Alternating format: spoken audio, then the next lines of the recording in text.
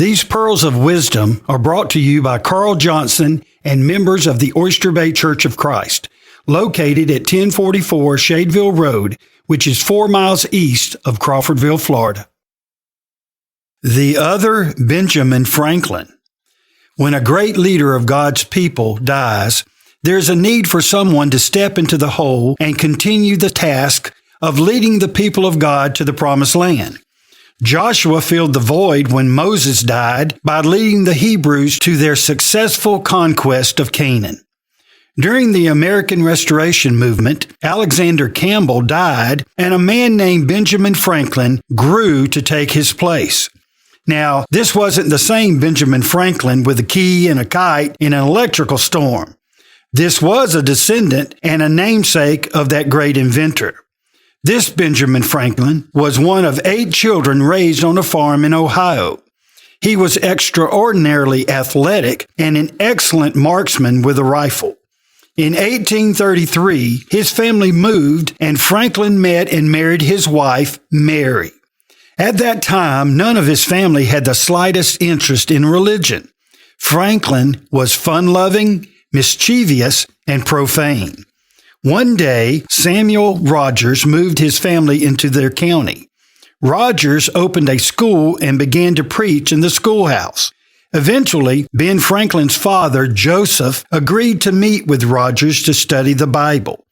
They studied honestly, even marking scriptures they disagreed on to return to later.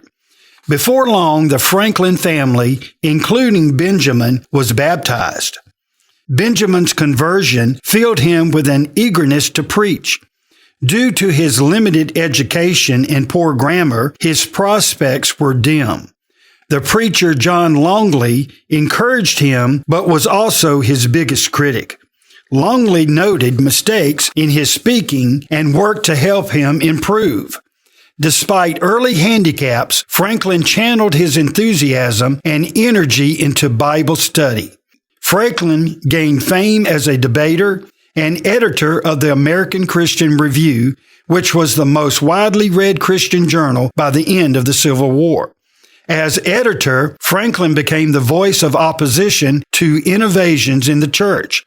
John Creeth Jr. viewed him as the savior of the Restoration movement and was devastated when Franklin died at 66 years old.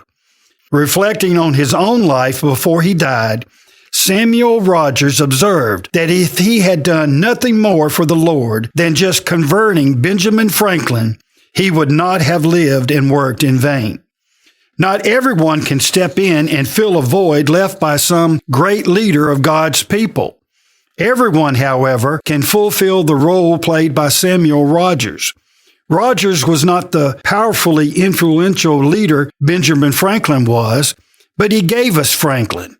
In similar fashion, from the lost souls we convert, God could easily raise up the next great leader of the church. Who knows?